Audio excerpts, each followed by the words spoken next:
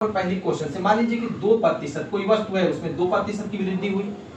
अब पुनः उसमें क्या हुआ कि 3% की वृद्धि हो गई। कितने की? 3% की वृद्धि। तो टोटल उस वस्तु में कितने प्रतिशत की वृद्धि हुई? ठीक है, कमी वाला भी जानेंगे, वृद्धि वाला भी जानेंगे, और एक ही में कमी और वृद्धि दोनों हो रही है वो भी जानेंगे। तो कैसे? इसका देखिए सिंपल सा सूत्र होता है। जो सूत्र होता है, मान लीजिए कि वृद्धि अगर हो रही है तो वृद्धि के लिए सूत्र होता है a + b + ab/100। लेकिन हम इस सूत्र का यूज नहीं करेंगे। क्या? इस सूत्र का हम यूज नहीं करेंगे। इस झंझट से भी बचना है। करना क्या रहता है, देखिए इन दोनों का आपस में ऐड कर लीजिए।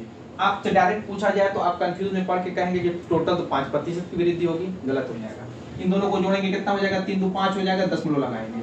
उसके बाद इन दोनों का आपस में क्या करेंगे? मल्टीप्लाई यानी गुणा कर देंगे, तो 3 × 2 = 6 हो जाएगा। 6 लिखेंगे, 6 दो नंबर बनाएंगे। 2 नंबर बनाने के लिए लेफ्ट साइड में 0 लगाएंगे, उधर नहीं 0 लगाएंगे, इधर लगाएंगे। 2 नंबर हमें यहाँ पे बनाना है दशमलव के बाद, ये प्रतिशत।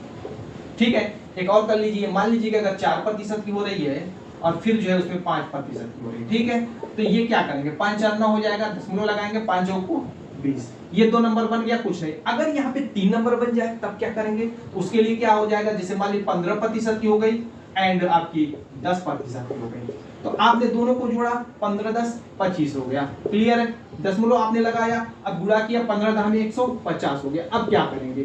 क्या करेंगे दोस्तों? कुछ नहीं करना है आपको। जो ये एक नंबर एक्स्ट्रा है इसको इधर फेंक करके इसमें जोड़ देना है, यानी कि 25 × 1 = 26 हो जाएगा, 0.50% हो जाएगा। ये आपका आंसर हो जाएगा।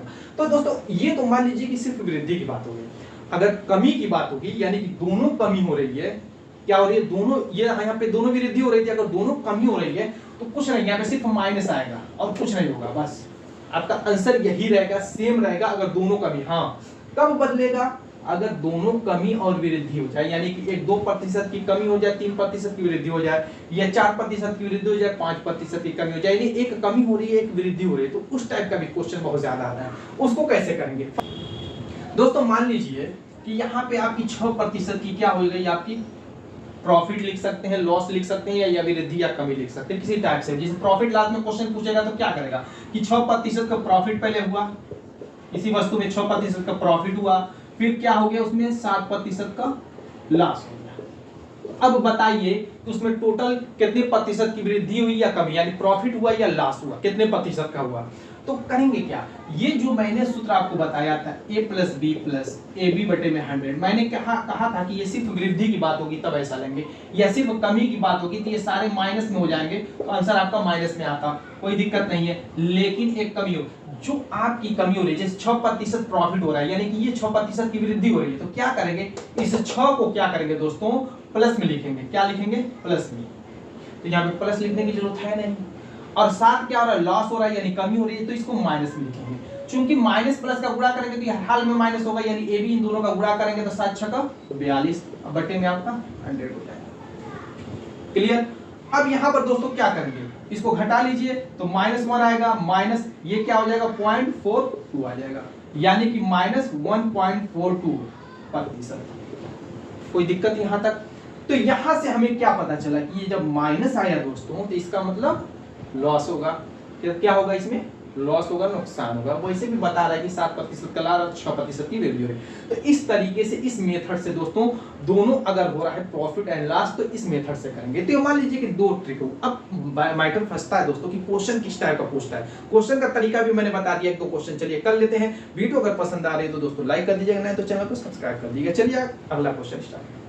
दोस्तों यहाँ पर देखिए, पहला हमारा क्वेश्चन कह रहा है कि किसी वस्तु में 5% की वृद्धि हुई, पुनः उसमें 15% की वृद्धि हुई, तो वस्तु में कुल कितने प्रतिशत की वृद्धि हुई, यही पूछा है। दोस्तों मैंने जो तरीका बताया है, आप इसको बगैर पेन, विदाउट पेन और पेपर जिसको कहते हैं, आप सॉल्व कर सकते हैं, कोई दिक्कत नहीं है। क्या करना है? दोनों को जोड़ लेते हैं, 15 × 5 = 20।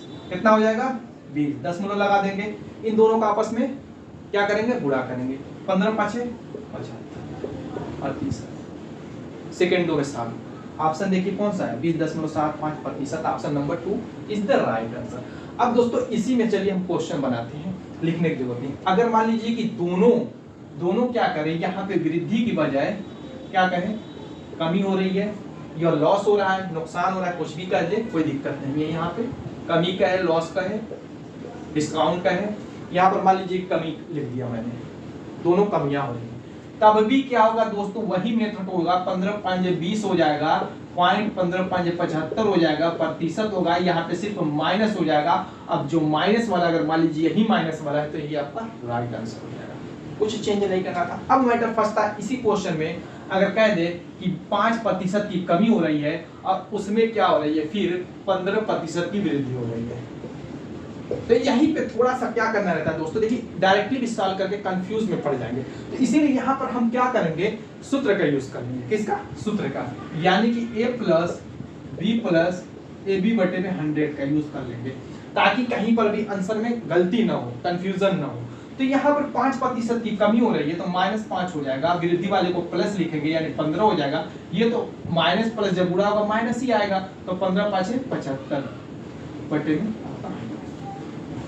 यहाँ पे आपका 10 हो जाएगा, -10.75, यानी कि 9.25 ये आपका आंसर हो जाएगा, पॉजिटिव हो जाएगा, तो यानी कि 9.25 की वृद्धि होगी, पॉजिटिव आ जाएगा, माइनस आएगा तो कमी होगी। अब जो ऑप्शन रहेगा उस पर टिक लगा। उम्मीद है कि दोस्तों वीडियो पसंद आई होगी। मिलेंगे दोस्तों, अगर आपका इस वीडियो पे प्यार मिलता है और कमेंट आता है तो 3 सक्सेस यानी कि 3 क्रमागत छूट के बारे में अगली नेक्स्ट वीडियो में आएंगे आप लोगों के सामने। तब तक के लिए दोस्तों